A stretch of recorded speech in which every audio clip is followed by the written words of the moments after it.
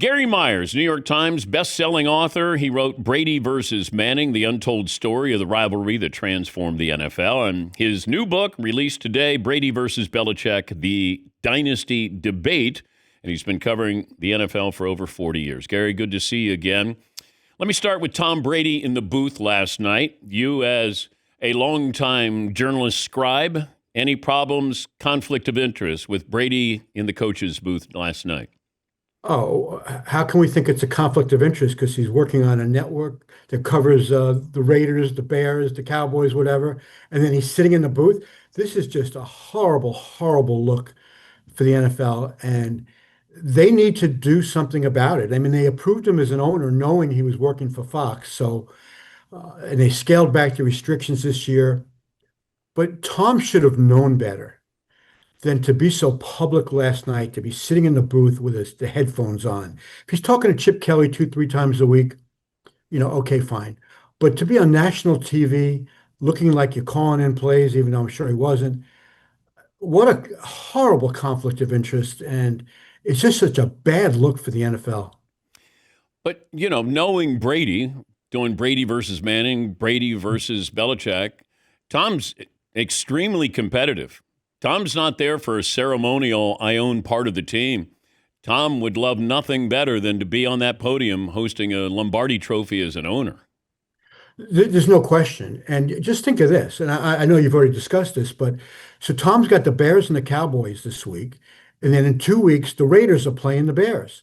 So you don't think the information he gathers covering the Bears, and I know they don't let him in the facility anymore, or they don't let him in the facility still, but he's taking part in the production meetings virtually. So he's able to ask questions, and he's a smart guy. He's asking good questions. Now, you hope the coaches and the players are smart enough not to give him anything too inside. But if anybody doesn't think he's running back to Pete Carroll and Chip Kelly or whoever else and telling him what he found out, I mean, he's an honorable guy and I like him a lot. But we can't give him too much credit here for keeping things to himself. The book is Brady versus Belichick, the dynasty debate. What led you to your conclusion of who has or who was more important in that dynasty? Well, I think, first of all, I don't take into consideration anything that happened after Brady left. So I don't count the Tampa Super Bowl and Belichick struggling. I don't count Belichick struggling before Brady took over in New England because to me, it's irrelevant. The important part of this debate is who gets the credit for what they accomplished together. And I give a lot of credit to Belichick, one, for drafting Brady, even though it was only the sixth round. If he knew he was going to be great, Dan, he would have taken him in the first round. You know, but that first Super Bowl was, until Brady's last drive on the winning field goal, that season and that Super Bowl was all Belichick, both with defense and running the ball. And then as, they go and they beat the Panthers in a really high scoring game. I think that was like a 50-50. And then they beat the Eagles, and that was more of a defensive game. It wasn't really high scoring. So I think the early part of the dynasty was really Belichick. And I think the turning point of it was in the '07 season when Tom throws 50 touchdowns. They go 16-0, come within some Velcro on David Tyree's helmet from winning that Super Bowl and being remembered as the greatest single season team in NFL history. I think that's when we realized, not only is Brady better than Peyton Manning, but he's closing in on Joe Montana. At that point, I still wouldn't have said he was better than Joe. When he won the fourth Super Bowl and they were 10 years apart between the third and fourth, that's when I think the second half of the dynasty, I think, was almost entirely Brady. But because Belichick was so influential in the first half, it doesn't even it out, but it makes the gap a little less. But players have told me they wanted to play with Brady. They didn't want to go play for Belichick, but they wanted to play with Brady because Brady was going to take them to the playoffs. You get extra paychecks and you may win a Super Bowl. Three players who played for them said that they went there because Tom was the quarterback there. I don't know how much that tips the scales here, but they were going because they knew they had the best quarterback in the game.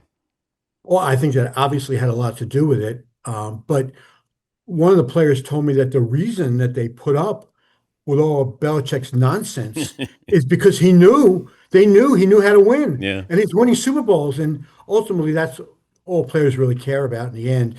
Well, two things they care about: getting paid and winning Super Bowls. And if you win Super Bowls, you're going to get paid, not necessarily by the Patriots, but become more attractive as a free agent. Because the Super Bowl champions always get picked apart in free agency. So Belichick was good for their bank accounts, even though if they didn't necessarily like to play for him. You also look at the relationship between Brady and Joe Montana, Hmm. and I didn't know that it was fractured or I didn't. Let you put it into your words of where is that or where was that relationship? Because I think you allude to it. It's better now, but there Yeah. was a time when it wasn't good. Yeah, I mean, what happened, Joe still lives in the Bay Area. Tom is from Mateo, which isn't far from where Joe lives. Joe and then Steve Young were Tom's heroes growing up. They had a mutual friend who worked for the Golden State Warriors who called um, Montana after Tom won his first Super Bowl and said, "Hey, Tom loves you. Can you have lunch with him?" So they had lunch at Joe's house. And Joe thought this would be a nice situation. He wasn't looking to be Tom's mentor, but he thought it was going to be a nice relationship where, he knew that Tom looked up to him. Well, Joe told me that in the succeeding years, the only time he heard from Brady was when Tom broke one of Joe's records and said, got another one of your records. And Joe said he could have dealt with that if at the same time Tom was texting him every now and then, say, "Hey Joe, how you doing? I'm going to be in town. Let's get together." That kind of stuff. But that didn't happen. And Joe, I don't know how well you know Joe, Dan, but he's a great guy. He's really humble. Yeah. For all his accomplishments, he's really a humble guy. He never cared about stats. He just cared about winning and was curious why Brady was so hung up on breaking his records. Um, I think they smooth things out a little bit at some of these, 100-year anniversary celebrations that the NFL had, and when they had all the MVPs together, they talked a little bit. But I think Joe's the kind of guy who does hold somewhat of a grudge, and I don't think he'll ever forget that he felt a little disrespected by Tom, which really surprised me because I don't look at Tom as that kind of guy. But you know, everybody has their own experience with him, and that's what was Joe's experience. Gary Myers, New York Times bestselling author, the book released today, Brady versus Belichick, the dynasty debate. I interviewed Tom before the Super Bowl against the Eagles. And at one point I said, do you think you and Belichick will ever sit down and kind of open up the scrapbook and, walk down memory lane? He goes, no. Because that's not our relationship. Right. Why is Bill's not capable of having that, let's have more than a coach player relationship? I think that he's capable of having it when the player is no longer playing from him and retires, Mm. because he has a really good relationship with guys like Carl Banks and Lawrence Taylor and Phil Simms. It wasn't that, now he was never coached Simms directly, but he wasn't he doesn't allow himself to get close to players because he knows for the most part, unless the guy retires on his own, it's going to end poorly. So he doesn't want to develop that real close personal relationship. Now, I think his relationship with Brady is better today than it ever has been, even during his playing career or the 5 years or so um, that they were separated. But I think today they've come to appreciate what they meant to each other. But I know when I did the Brady Manning book, I said to Tom, it was kind of the same question you asked him. I said, You're sitting there on a Tuesday night at 10 o'clock, you're going over the game plan, which they did every Tuesday night. I said, Do you ever say, hey, we've been great for each other? And at that point, they had won 3 Super Bowls. Do you ever reminisce, well, this is amazing what we're doing and it's not over yet? Or do you ever say, hey, there's not much to do in Foxborough, but I know a good place up the road we can get a pizza and share a pitcher of beer. Do you ever do that? He goes, never came up in conversation.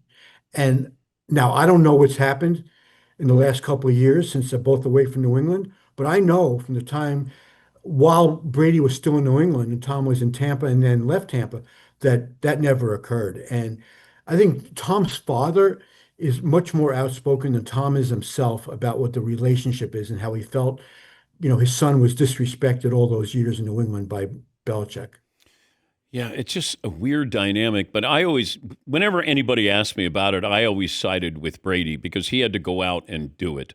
And Hmm. and Bill was a defensive minded head coach. So how much he was involved in the offense, I mean, that was Tom.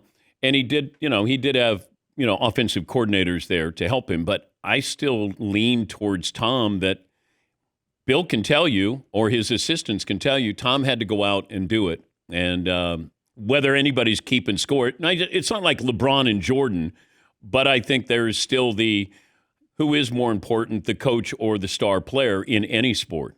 No, I agree with you. But as far as the offensive input that Belichick had, remember in 2001, Dick Rabine, who was the Patriots quarterback coach, and he was the one who was most responsible for Belichick drafting Brady. He wanted to take him in the third or fourth round.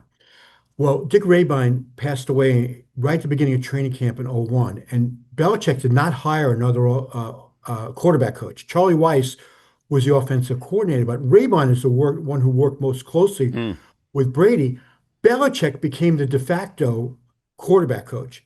He sat in on a lot of meetings with Brady and Weiss. He had a lot of meetings by himself with Brady.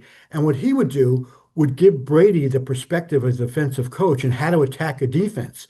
He was really instrumental in Brady's development as a quarterback because of Belichick's knowledge about defense. And Belichick did become, like Parcells before him, they did become good offensive coaches. Now they were still known as being brilliant defensive coaches, but they became all-around coaches. So I think that Belichick's influence on Brady early on was much greater than anybody remembers, and I point that out in the book. Yeah, that's a great point. Yeah. Um, Before I let you go, Yeah, do you think North Carolina is Belichick's last stop?